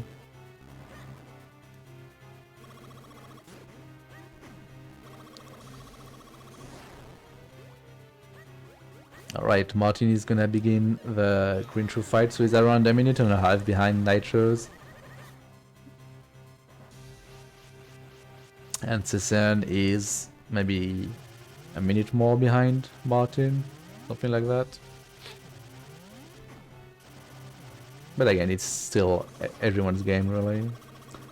And now, after getting there, the Lantern 7 quit, energy is reseated, and it's time to manip Octo. Another great find by Turd. It was, everybody thought it was impossible, and even Turd thought that for a while. And there's actually a way to get between 5 and 7 RNG values, always the same, and between those you can adapt it a little bit to try and get zeroing, because this boss is very much scripted for the first 2 phases. So it's gonna do the same thing, but for the last one, he either is gonna charge, either gonna suck you up, and then do what we call an ink that lasts like for 30 seconds, or throw 3 rocks at you. And this is the fastest pattern. For a while, it was just a big RNG that you were gonna either save 30 seconds or lose 30 seconds compared to what's happened most of the time, which was 1 ink. But now with the manip, you save roughly 22 seconds over getting 1 ink. Of course, getting this ring without 7 quit is better, but no one is going for that. Consistency is much better. And there, when NitrozSR is gonna look at the rock pattern. This is, I think, a non-pattern. It's probably 5 rolls or nothing. I think it's gonna do nothing. It's gonna get he's gonna get nothing. Okay, you got it. But yeah, because you have several patterns, you have either to do nothing or 3 rolls or 1 rolls or 2 rolls. It's a little bit complicated. You have to look at the rock and learn and try, basically. So sub 115 water element, very solid time.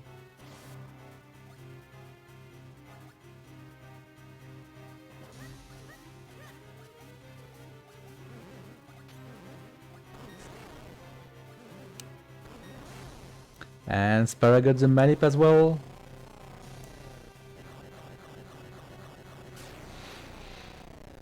And so earlier I said we were not going to Royal Valley. It's at this point that the ghost of the king is like, hey bro, do you want to come to the cemetery? I mean, it's a written graveyard, but we are taking out the G so that it becomes a graveyard. Do you want to party? And Link is like, yeah, you know, I'm 12, so maybe not yet. And we can just ignore that completely and just go fuse the sword and then get to Palace of Wind with the warp we unlocked earlier, thanks to Ocarina glitches. Definitely not going to manip at the beginning. I mean, it's fair because it's a pretty difficult manip to learn. It's not difficult to execute, but there's a lot to learn, and it's better to not pressure yourself with it. It's actually quite healthy to not go for it at first and then learn it. Something I wouldn't do if I had to pick this game now, because I'm very stubborn. But I think you're actually making the good choice there, Skyfox.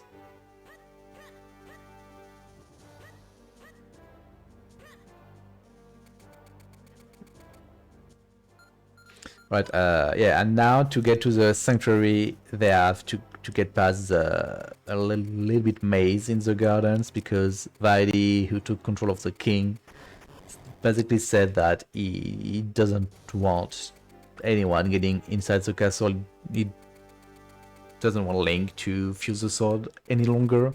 But luckily, those guards were trained alongside Metal Gear Solid guards, so we can sneak past them.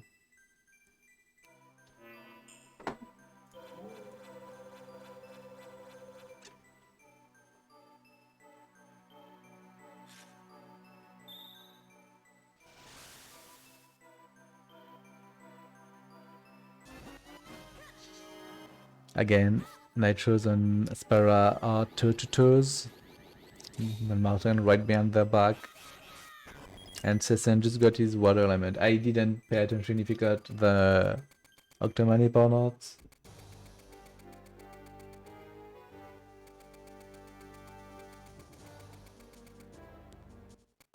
I'm gonna assume he did.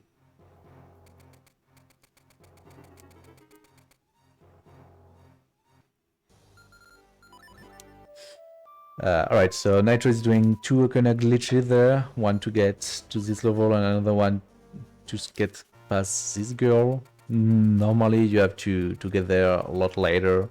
You have to go to Royal Valley, then Valfall, then Cloudtop, then get there, and then they're gonna let you pass. But Okona glitches are just so powerful. You basically skip between 15 and 20 minutes of gameplay.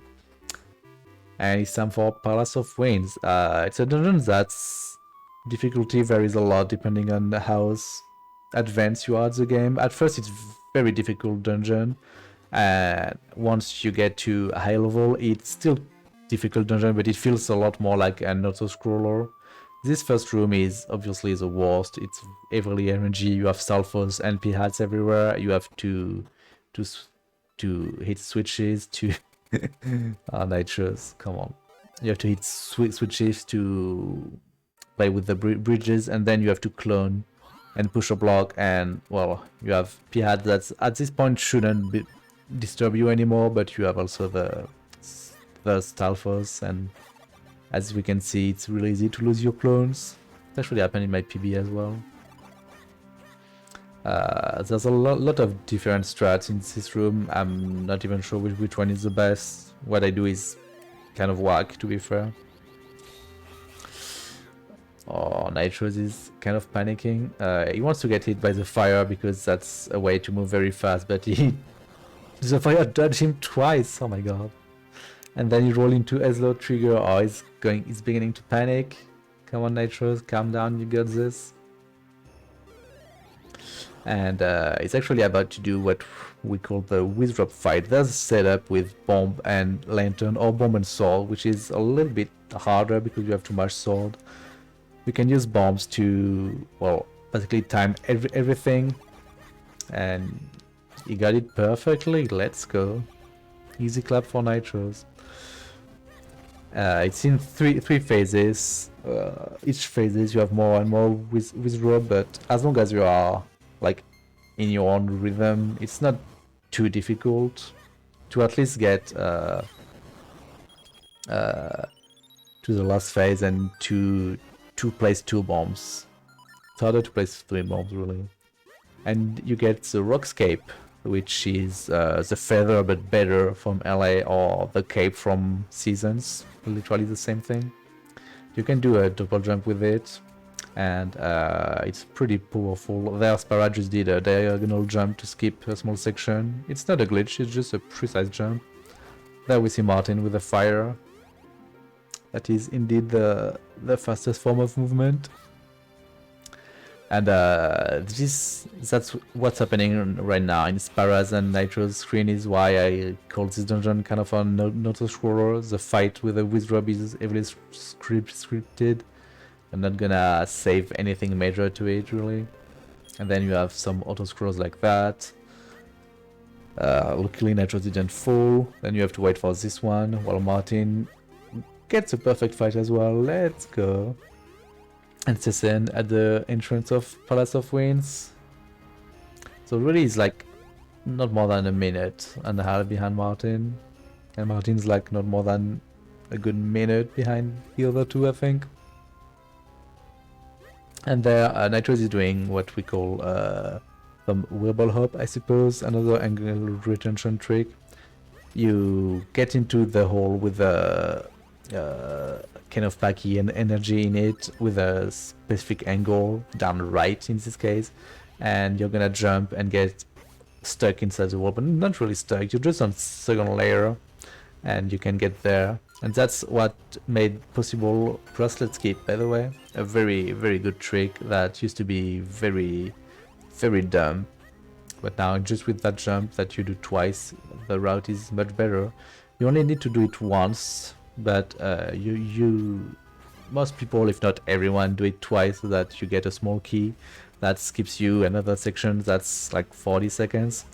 Optimally, you don't want to do it twice. You want to do it once, and on the room with a ball and chain guy that Nitro is going to come up in, you can do an ocarina glitch, and that's like maybe 8 seconds faster than doing this trick twice. But the thing is, the ocarina glitch is a specific kind of ocarina glitch. It's a cutscene OG, which means you have to play the ocarina at the beginning of the cutscene on the first frame.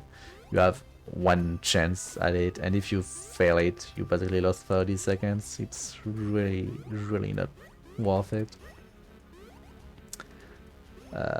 So yeah, Nitro's fighting the ball and shake guy. Everything went perfectly. It's probably gonna get the fairy after that. Spara might skip it if it was a run, but it's a race, so it's probably gonna play it safe.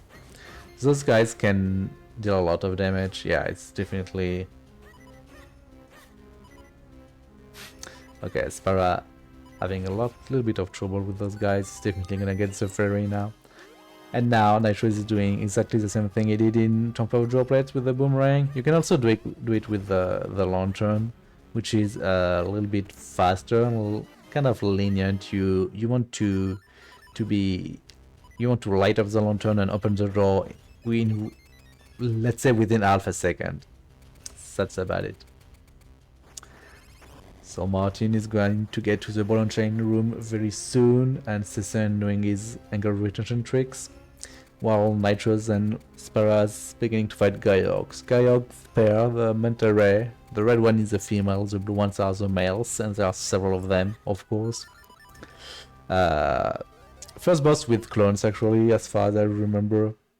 And it's a pretty interesting boss. You have to use clones to damage the red one with the eyes and the pattern. The pattern of the eye doesn't really matter. You can always hit them with that kind of cloning, like Spara did. And then the blue ones, you want to be at the middle and do a precisely timed spin attack to kill them in one cycle, like Spara did. The spin attack hit twice and it's over already for it. 3 phases on the blue, 4 on the red. What's difficult with this fight is to do it fast, of course, but specifically it's to not lose your clones. You want to do the red Gyogs phases without having to clone again, and to do that you need to anticipate whether the fireballs of the blue ones are going to be, and for the last phase, the one Nitro is doing, you want to pay attention to when the blue is gonna fly right into you, not get pushed into the void or not get damaged really, because any kind of damage is gonna kill your clones. And what just happened to Nitros is probably yelling right now. When the last blue dies, its tail has an hitbox that remains for a while. It really lingers, but luckily he got a cloneless pattern. If the eyes are in this specific pattern, you can just put Link in the right position, and with one sword slash trigger all of them. It just happened to Martin as well, but it was kind of late to point it out. Like this pattern is like you've seen on Spara's screen. Could just do one slash and trigger them all. So really, Nitro is going to be like less than half a minute ahead of Spara. Martin is on... I'm not sure when, but he's probably at the end of Gaiog's phase 3, I would say. Yeah, it looks like phase 3. Yeah, the blue is flying, so it's phase 3. And Seceon is probably just beginning. And now that they all got the 4 elements, it's time to go to the castle, to fuse the sword, and to heal Zelda. And everybody is going to be happy after that, of course.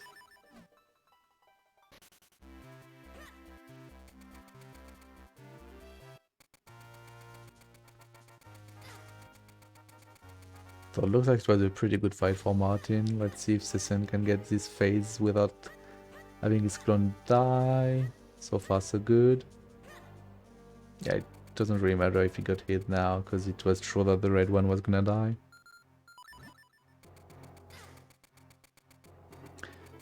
Okay, unfortunate, didn't get the quick kill on the blue one.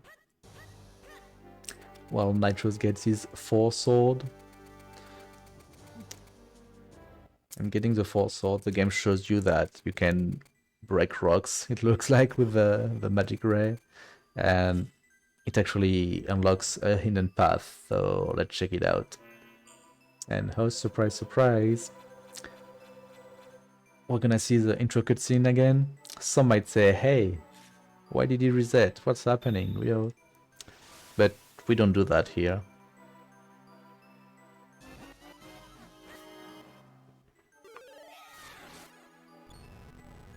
So this is usually, well, if you're really fast, it can be a toilet break. If you're not that fast, you just wait. It's in front of the cutscene.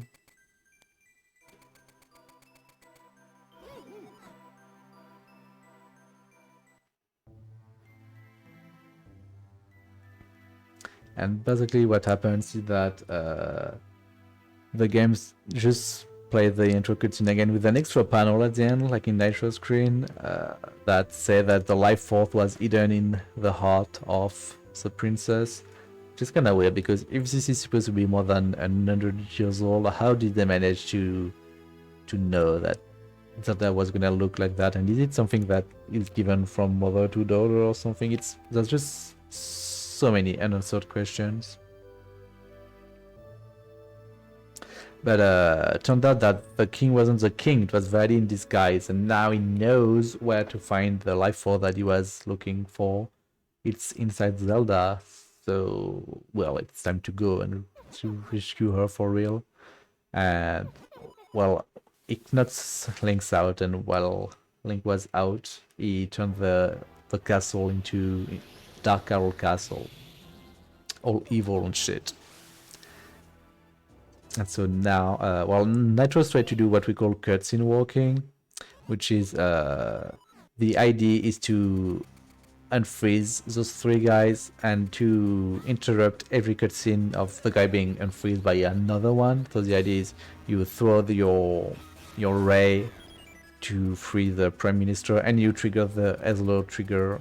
You trigger the Ezlo text right after, so that Ezlo talks and you can move and unfreeze the other guy, and then the minister talk to you. Like Spara did.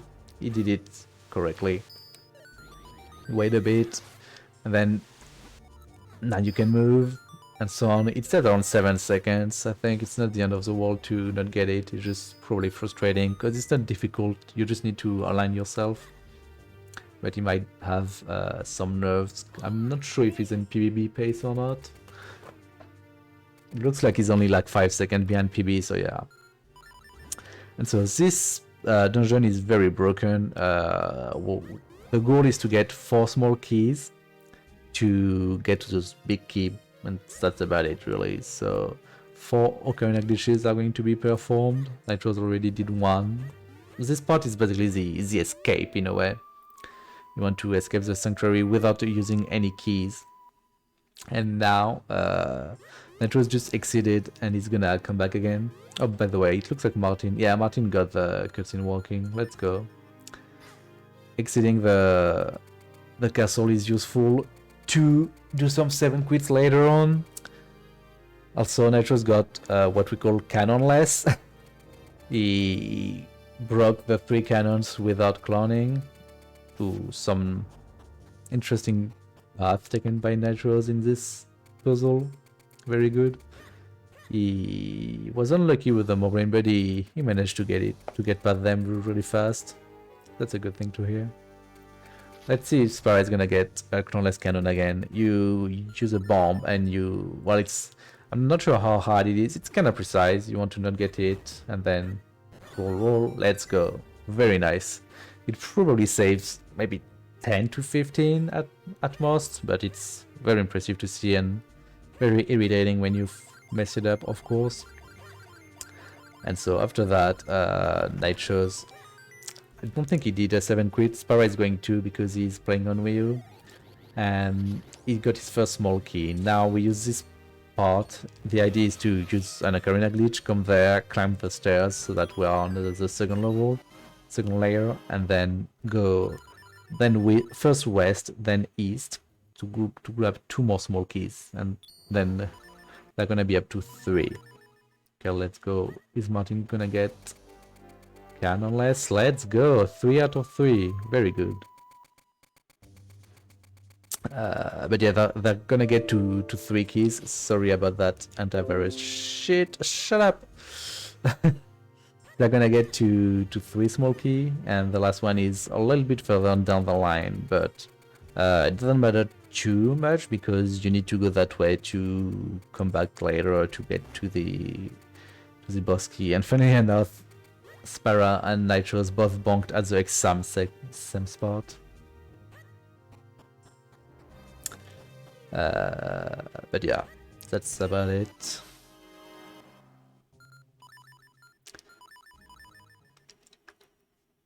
Hi Windows, yep. Sorry about that. You have no excuse. Yeah, so Nitros getting its 3rd key. Spara getting its 3rd Ocarina glitch, and now Nitros has to do the very last Ocarina glitch of the game with the cave. And now, basically the dungeon is done backwards, so you have to jump over those doors. It's kind of precise, really, especially this one. The idea is to get Link very close to hitting the screen transition, but without doing it. And then jump bottom left, that is on the 2nd layer, while triggering the screen transition, and then it's gonna just jump over. Ball and Shanghai, that makes spawn the red warp, so it's just behind, just in front of the boss door. Here, Nitros is still in Ocarina glitch state, so he can walk in front of the void, but it also means that he has to roll after making the jump thingy. And oh, he rolled way too early, that's why he fell to his death there. Kind of unfortunate, but not too bad. Also, he has to roll on every room to be able to use items, because he's still in Ocarina glitch state. Okay, pretty nice use of the boomerang. This Dark Knight, you can stun lock him on the door. You don't want to be too fast, you want to slash in a rhythm. Okay, very nice fight by Spara. And killing the lone black Dark Nut actually triggered the cutscene that spawns all the Dark Nuts all around. That were skipped because, well, the dungeon is done backwards once again. Nope, we got Martin that has some trouble with the door jump. Seceon's saving and quitting. I'm not sure where he is exactly.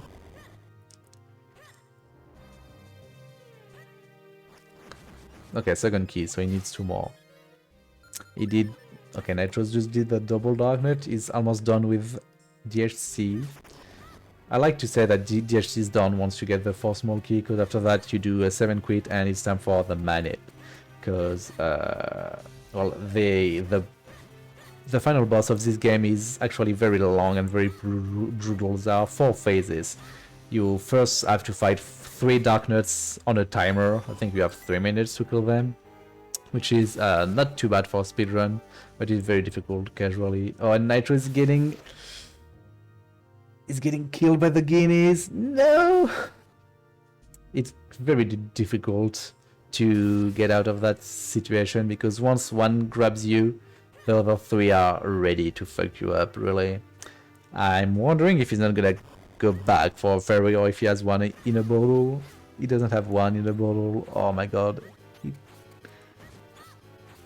Let's wish him luck. But yeah, after these 7 crits, it's the beginning of the manip.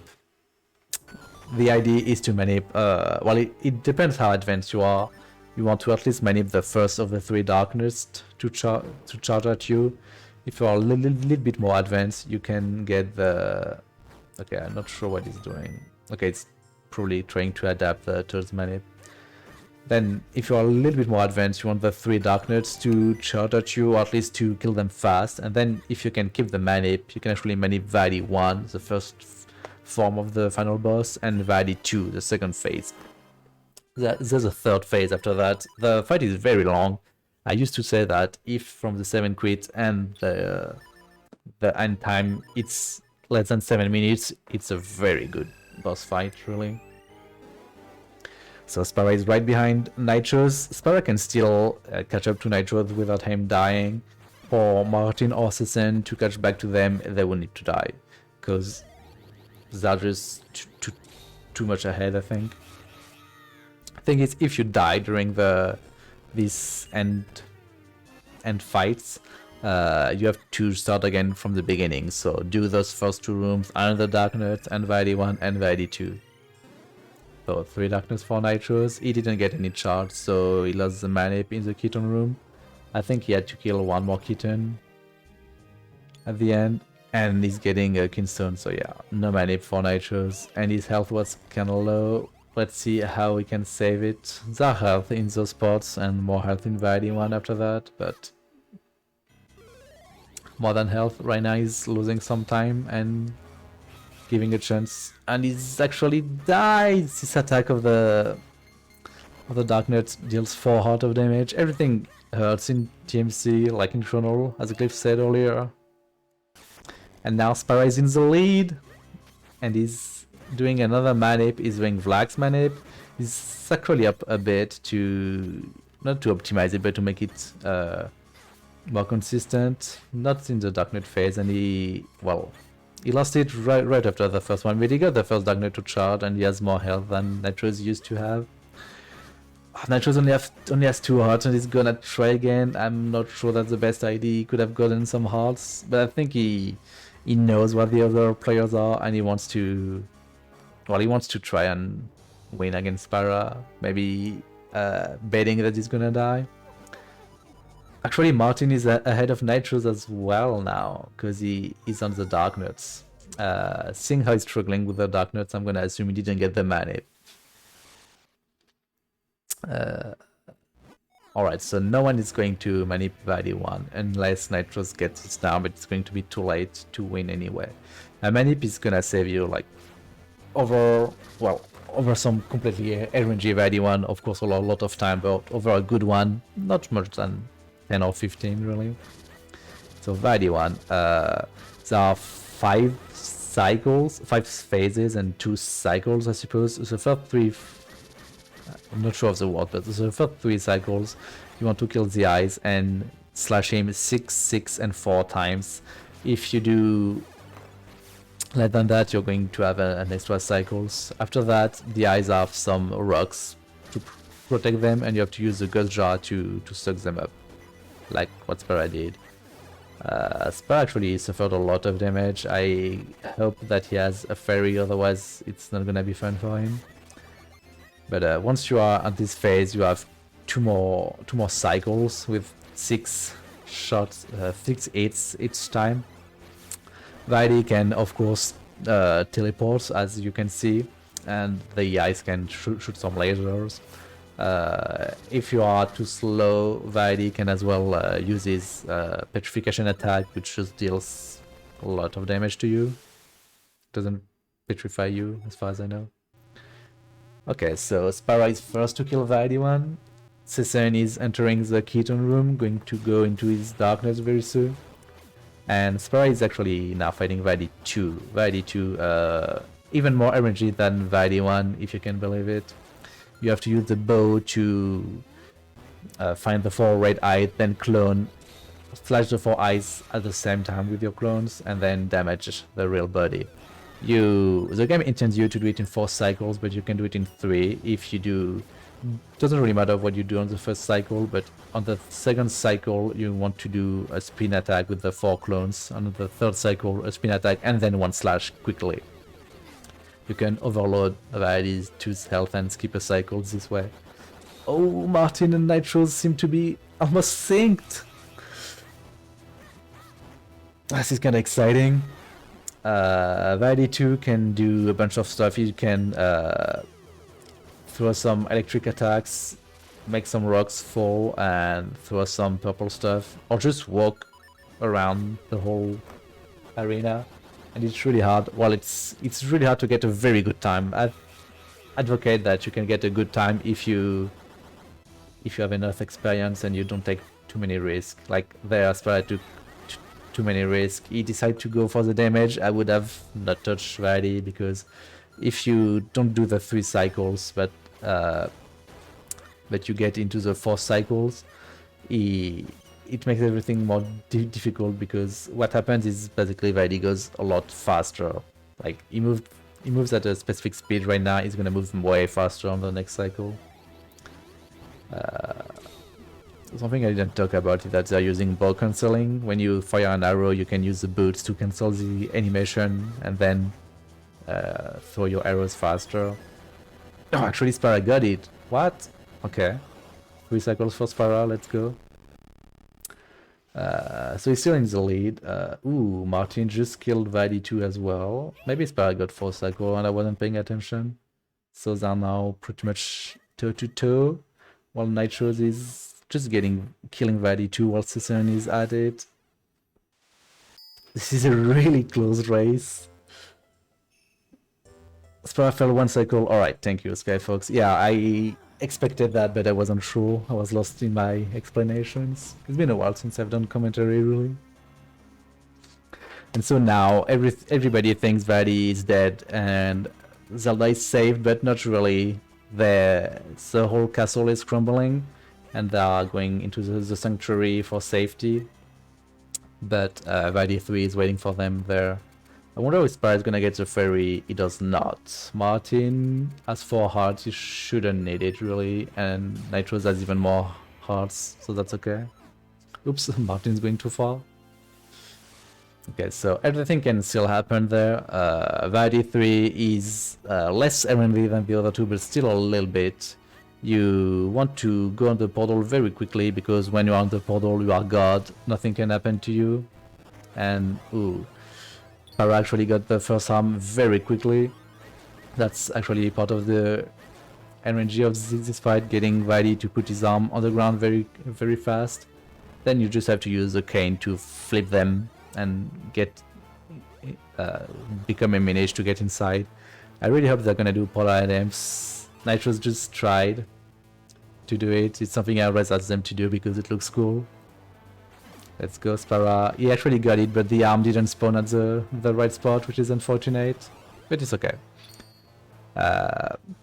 Once you get inside the arm, you have to look for the small thingy, small virus enemy. I don't really know how to call them. That is actually looking at you. It takes 8 hits. And on the second arm, you need to use the lantern because it's all dark. And then you just have to play ping pong with Vadi. You clone and you stay in front of him and you deflect his blue balls. He can do an electric attack. It should never happen past the first phase, because if you are in front of him, he should always do the blue balls attack, which is what we want, contrary to LA. Funnily enough, LA are linked to the past. And what it usually say that it takes 40 seconds after killing the last arm till victory, so Spara is probably gonna get a low 146 unless he misses a volley. Also, you just need to do 2 slashes on Vadi 3 to kill it. Two slashes on each cycle, of course. Yeah. And Spara just finished in 146 and 10 seconds. GG.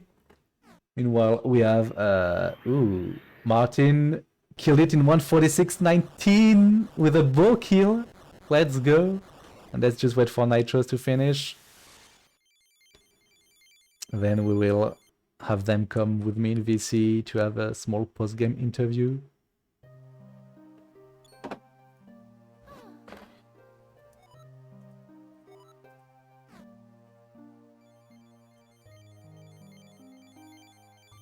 Of course, I'm not watching Nitros.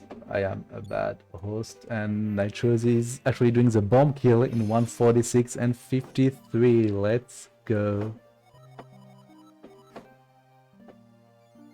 Very nice. And Seceon is actually at the end for him, doing value 3. Insane race, I agree, it was very close.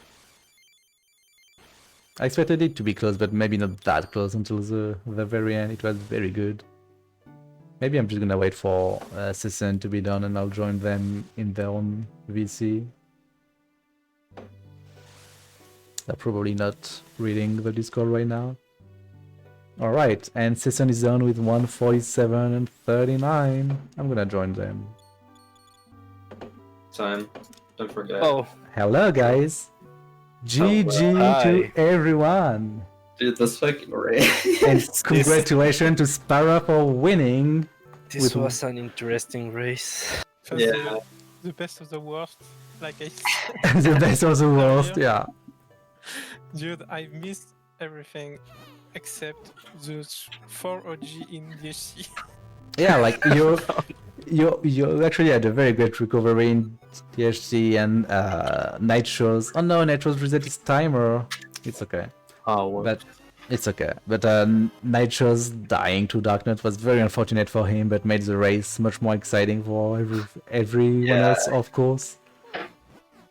And Seceon, it was sad to see you. I think it was at Amos Clip that you lost some time, and also on Lake No, House. I lost time at Oh yeah, I- it was you, Martin. Amos Yeah. Clip was difficult. I catch up on Martin on Armos clip. Yeah.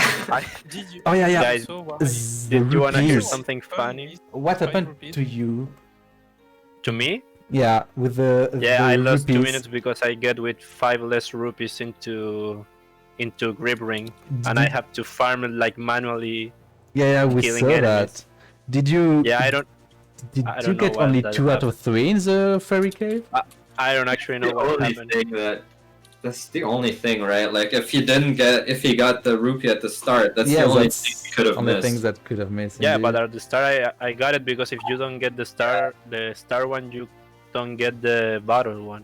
You can buy the battle, yeah, right? that's Or true. you can. No, I don't you can because you get the 20 in the chest. Rupees in the chest and EVS. Oh, guys, do you want to hear something funny? Let's Yeah. go. I deleted my goals by mistake. Oh no! I did. my God. Oh, that's the other funny thing. After the 2 minutes time loss on grip ring, Oh yeah, I was you actually- got like 3 or 4 goals. yeah, it was a really. I saw I that really- on the left. I really catch up quickly after that. Yeah, and it was an amazing race. And Martin and Nice, Peter. Spara and Nitros were 32. And you got 3 gold. I got 3 goals, but my some best only improved by 3 seconds. Well, yeah, small goals here and there. And it was all in DHC gold. Like the other goals were like 0.1 seconds. I got a fat one on Fortress of Wind because I did Armos clip and first try portal item. That was a Yeah. big goal. I have Dude, get I 9 don't gold on this run. I can't believe I failed Armos clip 4 times. Yeah, but That hey, was so stupid. And yeah, and quad 3 times. yeah, that too. That was well. At least everyone tried to do the hot shot. As Skyfusex, it was an amazing race. It was really good. As I said, we have very was fun. good runners. Everybody got the canonless setup except for Seceon. Except for me, Unfortunately, yeah. everybody tried to do. we were talking Prime about Money. that actually. That's pretty cool. You're rating me. Thank you, Seceon. Yeah. Can't believe Linkus didn't raid us. Yeah. Yeah, was- that's unfortunate, but it's okay. Oh, I actually Everyone rated you better than so. Cyclone. Yeah, yeah, it's okay. So now on your screen there is like It's just it's a screen again, yeah. It's okay. But yeah. What's Farah doing?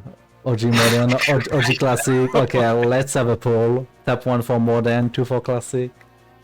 But yeah, special style points to Martin, who actually did a bow kill, and Nitro for the bomb kill.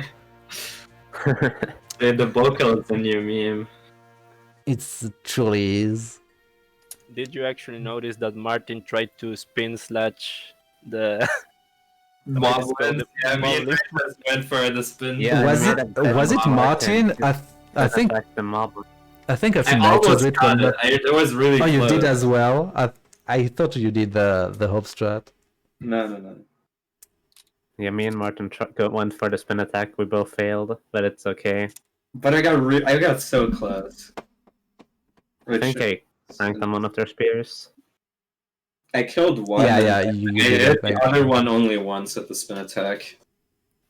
Take 3 to tape 2s to get 2s to do a run. It's never gonna happen. 2s is retired. Rip. Alright, dear raiders. Thank you very much for raiders. What am I saying? I'm tired, okay. dear racers, thank you very much for that. It was actually a lot of fun. I had aullos to do commentary with me for the first half. It was an experience. I saw that. That was That is pretty cool. something, I Just- guess. But yeah, I'm just gonna put the thanks for watching overlay, and we're gonna try to find someone to raid. We should do that sometime, but with better preparation. I think the layout wasn't too bad, but it was very very The curved. layout was actually really good for the time it took you to make. Yeah, I suppose it was like 15 minutes. Alright, Skyfox. Stop raiding me, I'm gonna hear me in double. This is Wait, not Nitros, funny. are we gonna do the LA race after this or no? Anyway, We could, but I'm not gonna stream that. uh, Yeah, or I'm also not gonna. I'm gonna raid you 2PK. let's go. Oh my. Just gonna close the volume on everyone just to be sure. But yeah, thanks everyone for watching. We're gonna find someone to raid. Let's go to this. Gonna do that, and let's see who we can raid. Oh, we could have the rest like a real mod, of course. Cool doing Odyssey. All right, let's raid Cool and let's spam something about TMC being alive and racing happening. I don't know. That should do it. Oh no. Whoa. Okay. Anyway, thanks everyone for watching. That was very fun. We should do that more often, and I'll come back to the channel to do some Spyro, maybe also some more TMC races, and that's about it. Again, thanks to all the racers, and I will see you guys very soon. Have a good one. Bye. What is the raid message? It should be TMC is alive. Yeah, something like that. This run was so garbage. What's up, everyone? I actually Or the video game. was sub to Kuo MC's alive? That's like unfortunate. a month ago. I got gifted. I'm sorry to hear that. That's good. Touch, but very fun. Yeah. My second miss rupees. Some people die. Some people Yeah. try I mean- almost 5 times. I mean, it wasn't like the best display of